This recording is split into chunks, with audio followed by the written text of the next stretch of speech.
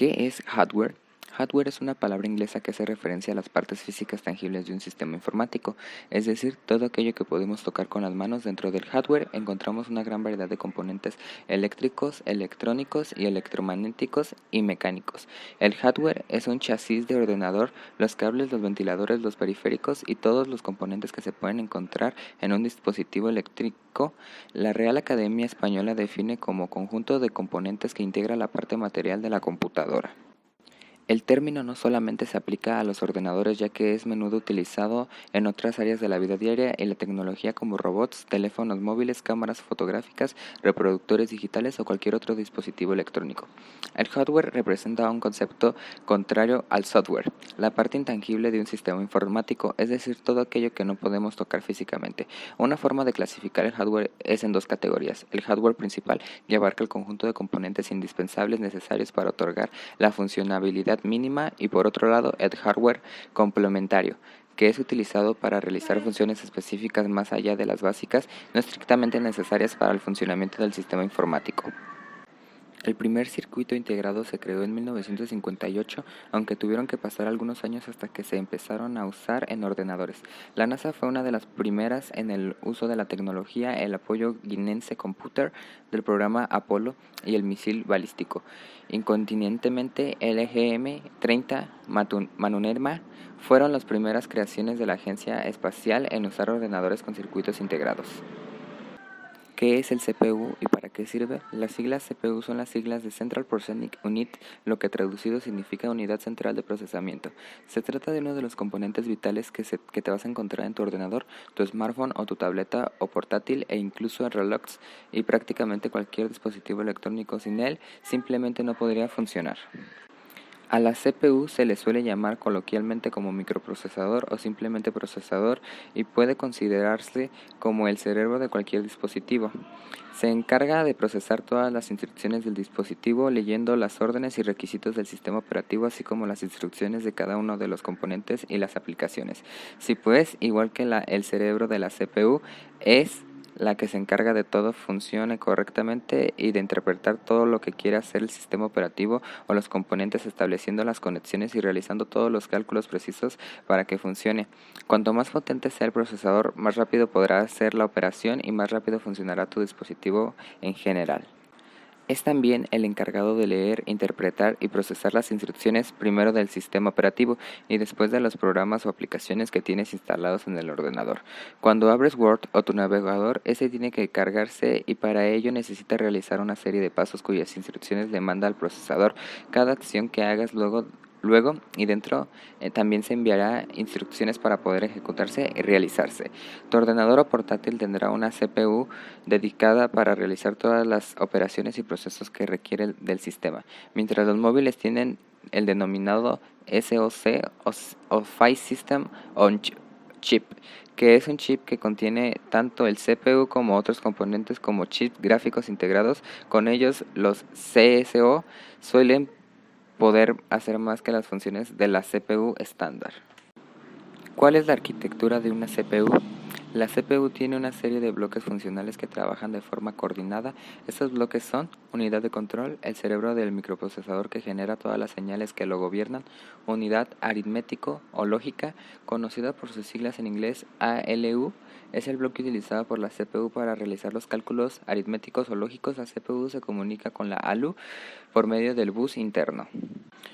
Buses internos, empleados para comunicar todos los bloques de la CPU y para conectarse con los buses externos que dan a la CPU acceso al resto del componente del ordenador. Y registros internos, registros en los que se almacenan los datos para las operaciones y las direcciones de memoria a las que se quiera acceder. ¿Qué es la memoria? En informática, la memoria es el dispositivo que retiene o memoriza y almacena datos informáticos durante algún periodo de tiempo. La memoria proporciona una de las principales funciones de la computación moderna: el almacenamiento de información y conocimientos. ¿Cuáles son los tipos de memorias? Memoria RAM. La memoria RAM es la memoria principal de un dispositivo, esa donde se almacena de forma temporal los datos de los programas que estás utilizando en ese momento. Sus siglas significan Random Access Memory, lo que traducido al español sería memoria de acceso aleatorio, y es un tipo de memoria que tú puedes encontrar en cualquier dispositivo, desde el ordenador de la sobremesa hasta en teléfonos móviles. La memoria RAM tiene dos características que la diferencian del resto de tipos de almacenamiento. Por una parte tiene una enorme velocidad y por otra los datos solo se almacenan de forma temporal. Esto quiere decir que cada vez que reinicies o apagues tu ordenador, lo normal es que los datos que hayas almacenado en la memoria se pierdan. Teniendo en cuenta que la RAM sirve para que el ordenador, dispositivo móvil, gestione los datos de las aplicaciones en funcionamiento, la cantidad que tengas afecta directamente al rendimiento de tu dispositivo. Cuenta más RAM tengas, más aplicaciones podrás gestionar a la vez, y de ahí su importancia, porque si no hay suficiente, el ordenador puede ir lento. A lo que suele referir como memoria RAM cuando estás hablando de ella es como un componente físico, es una tarjeta que van conectadas directamente a la placa base de tu ordenador. Estas tarjetas tienen diferentes módulos de memoria integrada que está conectada entre sí, y en dispositivos como ordenadores hay ranuras para tener varias tarjetas. De esta manera, si quieres que tu PC tenga 32 GB de RAM, puedes tener dos tarjetas, de manera que en el caso de que se rompa puedes seguir utilizando la otra hasta tener un reemplazo. Esto en los ordenadores de sobremesa y portátiles, porque en dispositivos como los teléfonos móviles no suele poder permitir cambiar sus componentes. Existen dos tipos de memoria RAM. La memoria de tipo DDR, Double Data Rate, se caracteriza por ser capaces de llevar a cabo dos operaciones de cada ciclo del reloj, o la diferencia del tipo de CDR, Single Data Rate, que solo ejecuta una operación de lectura o escritura. Puede hacer posible los chips DDR, se activa dos veces en cada ciclo de la señal del reloj, bien por nivel alto o bajo, bien por flanco de subida o de bajada. Memoria ROM. La memoria de solo lectura, conocida también como ROM, acrónimo en inglés de Read Only Memory, es un medio de almacenamiento utilizado en ordenadores y dispositivos electrónicos que permite solo la lectura de la información y no su escritura, independientemente de la presencia o no de una fuente de energía. Los datos almacenados en ROM no se pueden modificar, o al menos de manera rápida o fácil. Se utiliza principalmente para contener el firmware, programa que está estrechamente ligado a hardware específico y es un poco probable que requiera actualizaciones frecuentes, u otro contenido vital para el funcionamiento del dispositivo, como la programación que ponen en marcha en el ordenador y realizar los diagnósticos. En su sentido más estricto se refiere solo a máscara ROM, en inglés MROM, el más antiguo tipo de estado sólido ROM, que se fabrica en los datos almacenados de los permanentes y por lo tanto su contenido no puede ser modificado de ninguna forma. Sin embargo, las ROM más modernas como EPROM y Flash EPROM efectivamente se pueden borrar y vuelven a programar varias veces, aun siendo descritos como memoria de una sola lectura, ROM. La razón de que se les continúe llamando así es que el proceso de programación en general es poco frecuente, relativamente lento, y a menudo no se permite la escritura en lugares aleatorios de la memoria. A pesar de la simplicidad de la ROM, los dispositivos reprogramables son más flexibles y económicos, por lo cual las antiguas máscaras ROM no se suelen encontrar en el hardware producido a partir del 2007. El caché en informática. Una caché ante memoria o memoria intermedia es un componente de hardware o software que guarda datos para que las solicitudes facturas de esos datos se puedan atender con mayor rapidez. Los datos almacenados en una caché pueden ser el resultado de un cálculo anterior o el duplicado de datos almacenados en otro lugar. Generalmente da velocidad de acceso más rápido. Se produce un acierto de caché cuando los datos solicitados se pueden encontrar en esta, mientras que un fallo de caché ocurre cuando no están dichos datos. La lectura de la caché es más rápida que volver a calcular el resultado o leer desde un almacén de datos más lento. Por lo tanto, cuantas más solicitudes se puedan atender desde la memoria caché, más rápido funcionará el sistema. Cuando hablamos de una caché de memoria, nos referimos a la memoria de acceso rápido de una unidad central de procesamiento, CPU, que guarda temporalmente los datos recientes de los procesadores, información. La memoria caché es un buffer especial de memoria que poseen las computadoras, que funciona de manera semejante a la memoria principal, pero es de menor tamaño y de acceso más rápido. Nace cuando las memorias ya no eran capaces de acompañar a la velocidad del procesador, por lo que se le puede decir que es una memoria auxiliar. que posee una gran velocidad y eficiencia y es usada por el microprocesador para reducir el tiempo de acceso a datos ubicados en la memoria principal que se utilizan con más frecuencia. La caché es una memoria que se sitúa entre la unidad central de procesamiento, CPU, y la memoria de acceso aleatorio, RAM, para acelerar el intercambio de datos. Cuando se accede por primera vez a un dato, se hace una copia en el caché. Los accesos siguientes se realizan a dicha copia, haciendo que sea menor el tiempo de acceso medio al dato. Cuando el microprocesador necesita leer o escribir en una ubicación una memoria principal, primero verifica si una copia de los datos está en el caché. Si es así, el microprocesador de inmediato lee o escribe en la memoria caché, que es mucho más rápido que la lectura o la escritura en la memoria principal. De forma similar, cuando hablamos de caché software, hablamos de un espacio de memoria que contiene los datos calculados o copiados desde un espacio más lento. Un ejemplo habitual es hablar de la caché del navegador web. Este espacio en disco contiene la información temporal descargada desde el Internet o red interna, que por lo natural del sistema siempre tendrá una velocidad más lenta que el disco físico de la máquina. Los bus de datos y sus tipos. En arquitectura de computadores, el bus o canal es un sistema digital que transfiere datos entre los componentes de una computadora. Está formado por cables o pistas en un circuito impreso, dispositivos como resistores y condensadores, además de circuitos integrados. Existen dos tipos de transferencia en los buses. La número uno sería serie. El bus solamente es capaz de transferir los datos de bit a bit, es decir, el bus tiene un único cable que transfiere la información. La número dos sería paralelo. El bus permite transferir varios bits simultáneamente, por ejemplo 8 bits. Aunque en la primera instancia parece mucho más eficiente la transferencia de paralelo, estas presentan inconvenientes como la frecuencia de reloj en el bus paralelo tiene que ser más reducida. La longitud de los cables que forman el bus está limitada por las posibles interferencias, el ruido y los retardos en la señal. Además, los modernos buses series están formados por varios canales. En este caso, se transfiere por varios buses simultáneamente. En los primeros computadores eléctricos era muy habitual encontrar buses paralelos, quedando los buses series dedicados para funciones de menor entidad y dispositivos lentos como el teclado. La tendencia en los últimos años es reemplazar los buses paralelos por buses serie, que suelen ser multicanal. Estos son los más difíciles de implementar para estar dejando velocidades de transferencia más elevadas, además de permitir longitudes de cable mayores.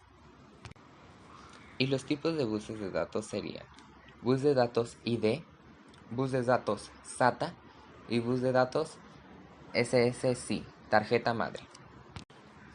Tarjeta madre. La placa base, también conocida como tarjeta madre, placa madre o placa principal, es una tarjeta de circuito impreso a la que se le conectan los componentes que constituyen la computadora.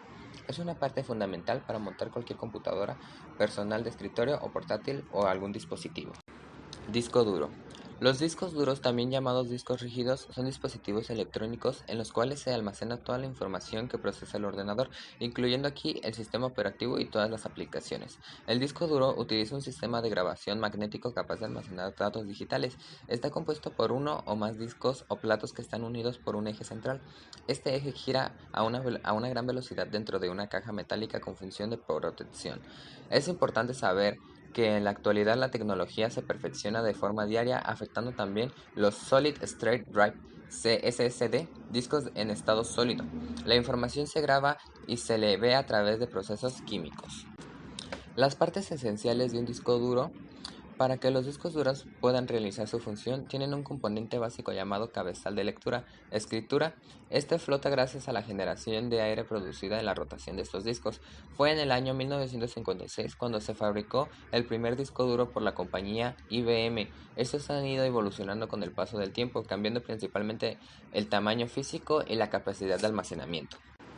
Los discos duros, para poder mantener comunicación con los ordenadores, utilizan un controlador que sea una interfaz estándar. Estos pueden ser SATA. Se utiliza con laptops de una generación y ordenadores de sobremesa. Esta es la más utilizada actualmente. IDE, también conocidos como PATA o ATA. SCIC, usados esencialmente en servidores. FC se utiliza exclusivamente en servidores avanzados. Para preparar un disco duro para su uso, se tiene que formatear a través del sistema operativo de un formato de bajo nivel. Esto se hace respetando las participaciones y la capacidad que tenga cada una de estas. Para realizar esta operación correctamente es necesario disponer de un espacio mínimo de un disco. El tamaño de este dependerá del formato que se utilice. Debemos tener en cuenta que en caso de discos duros la capacidad de almacenamiento y la forma en la que se le mida se denomina con el prefijo psi, que emplea diferentes múltiplos de potencia 1000 dependiente de la normalidad establecida por el IS y el IEEE. Se diferencia de los sistemas operativos de Microsoft, ya que se utilizan un sistema binario basado en múltiplos de 1024. Las características que debemos tener en cuenta en los discos duros magnéticos son: tiempo medio de acceso. Es la suma del tiempo medio que requiere una búsqueda más el tiempo de lectura-escritura junto con la latencia media. Capacidad. Cuanto más grandes sean los discos duros, más lentos son. Velocidad de rotación. A mayor velocidad, mejor el disco duro. Por norma general ronda entre los 7000 y los 10000 revoluciones por minuto.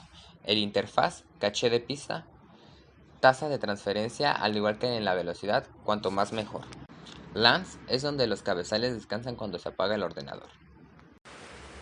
La fuente de poder. La fuente de poder es la encargada de alimentar de electricidad a todos los dispositivos de una computadora que estén conectados a la placa madre. Es darles la energía necesaria para que funcionen, haciéndolo un similar con el cuerpo humano. Si la placa madre es el cerebro, la fuente de alimentación sería el corazón. Se recomienda por ello que la potencia de la fuente sea tal que le permita funcionar holgadamente, puesto que los ordenadores son dispositivos a los cuales se les suele añadir complementos que acabarán pidiéndole la energía para funcionar a esta. Si sobrecargamos el ordenador con ratones, teclados, cámaras, luces, discos duros, lectores de discos, grabadoras, tarjetas gráficas y la potencia ya iba muy justa, es posible que se produzca un fallo en algún dispositivo que le impida funcionar al no llegarle la potencia necesaria y el ordenador no funcione. Hay fuentes desde 300 watts para pequeños ordenadores hasta 1000 watts para ordenadores con grandes exigencias. De todos modos, hay que tener cuidado con los watts nominales y los reales, puesto que muchas fuentes de alimentación baratas son poco eficientes y pierden gran cantidad de energía. He visto fuentes de alimentación de 450 watts nominales que realmente solo trabajan a un poco más de 300 watts. Es importante, si compras una fuente por tu cuenta, que incluya la eficiencia con la que trabajas. La fuente de alimentación es en realidad un dispositivo muy simple. Por ejemplo, convierte la corriente alterna que le llega del suministro eléctrico en corriente continua y la reparte entre los dispositivos que la soliciten. Actúa pues como transformador, rectificador y como regulador en su salida para evitar picos de voltaje que dañen los dispositivos. Pensado que la mayor parte de los dispositivos internos del ordenador necesitan cantidades muy pequeñas de energía continua con poco voltaje, y que si se les suministra directamente de la red, la consecuencia más inmediata sería que se fundirían. La fuente no solo brinda energía, sino que además protege estos elementos y da estabilidad al conjunto del sistema. Algunas fuentes también incluyen protección contra sobreextensiones, por lo que puede ser interesante gastarse un poco más en una buena fuente. En lugares con suministros eléctricos deficiente, también la fuente va a estar continuamente encendida. Se recomienda que tengas un buen sistema de refrigeración con uno o más ventiladores para disipar el calor. Dispositivos de entrada y salida. Los dispositivos de entrada son aquellos elementos que se conectan para introducir dentro del sistema generar la función o información deseada. Algunos ejemplos del dispositivo de entrada son el teclado, el ratón y el escáner.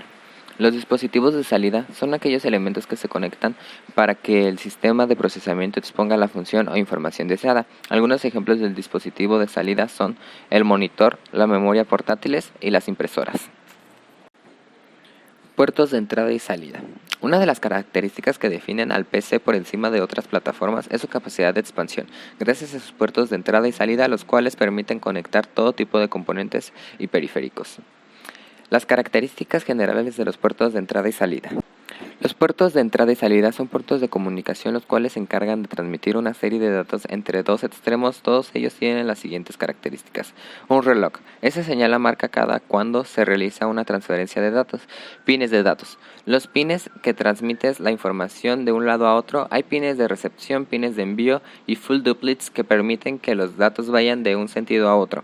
Si hay varios pines de datos en el interfaz del puerto, diremos que es un puerto paralelo. Si hay pocos pines, entonces diremos que es un puerto de serie. Hay que aclarar que el hecho de que un puerto sea de serie no significa para nada que sea más lento, ya que la cantidad de datos que se envían o reciban va a depender de la velocidad del reloj. De estos, la interfaz de entrada y salida, al igual que el resto de la lógica en los procesadores, han ido evolucionando con el tiempo, y lo que por ejemplo antes era posible solo con anchos puertos en paralelo, se llegó al punto que pasó a ser posible con puertos en serie. Los puertos de entrada y salida utilizados en la actualidad. Estos puertos son los que podéis encontrar en las PCs y placas base de las que se venden hoy en día. Los puertos USB son los estándar absoluto de los puertos de entrada y salida, ya que son utilizados por multitud de periféricos. Su origen, no obstante, es fuera del PC, ya que esta es una versión adaptada al PC y puesta al día del puerto SIO de los ordenadores Atari B 8 bits. El puerto SIO servía para evitar tener que colocar un ordenador entero en sus disqueras, como ocurría en otros ordenadores de 8 bits. El estándar USB apareció a finales de los 90 con el objetivo de reemplazar a varios puertos en la PC, como el puerto Centronic o LPT1, el puerto COM y los puertos PC2, objetivos que tardó en años de conseguir debido a la proliferación de periféricos con esta interfaz. Su primera versión tenía una velocidad de transferencia de solo 11 MB. Su versión 2.0 mejoró hasta los 400 MB y se convirtió además en un puerto ideal para transferir de vídeo jubilado. Con ello, el IEEE 1394 o FireWorld cuando su versión 3.0 permite transferencia de datos a la velocidad de un puerto SATA. El USB viene en muchas formas, pero la más nueva es la USB-C, que no solo permite la carga rápida de periféricos e incluso ordenadores enteros, sino también funciona como un DisplayPort. Viendo su historia, está claro que el término universal se lo tiene más que merecido. Puertos de entrada de video HDMI. El puerto HDMI es el estándar de video absoluto en televisores. Se trata de una versión avanzada del ya abandonado puerto DVD, pero incluyendo la capacidad de transmitir sonido y la reproducción de contenido en alta definición con sistemas de protección de autor. HDCP apareció por primera vez cuando se vio que el cable por componentes no daba el suficiente ancho de banda para el Full HD, y el contenido tanto en Blu-ray como en streaming necesitaba algún método de control para la piratería. Al día de hoy ha ido evolucionando en cuanto a sus capacidades y ancho de banda, permitiendo la transmisión de video en 8K y frecuencias de refresco más allá del clásico 60 Hz. Puertos de salida de video, DisplayPort. El otro puerto de salida del video es el DisplayPort. Mientras el HDMI es un estándar de los fabricantes de televisor, el DisplayPort es más orientado en el mercado de ordenadores, por lo que el puerto no suele encontrarse en televisores. Al igual que el HDMI ha tenido variaciones, pero es más pensado de cara a su uso en un ordenador, por cosas como el hecho de que soporta mayor cantidad de resolución. Es un estándar respecto al HDMI y está pensado para el uso de varias pantallas. Puertos RJ45 o Ethernet.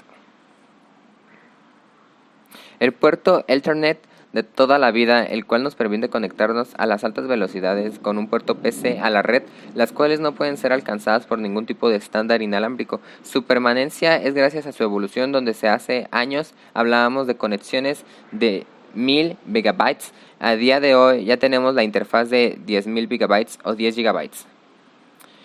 Mini jack de 3.5 milímetros y conectores TRS.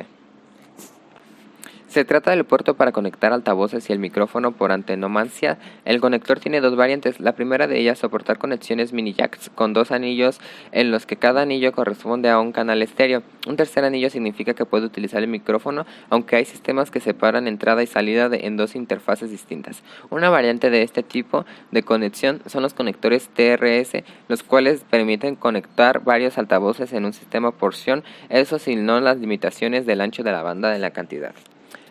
Algunas menciones serían los puertos STF para audio digital, puertos PCI Express, puertos RS232 o DB9, puertos Centronics, puertos VGA, puertos DB1, y estas son las variaciones que tienen de entrada y salida la mayoría de las PCs al día de hoy.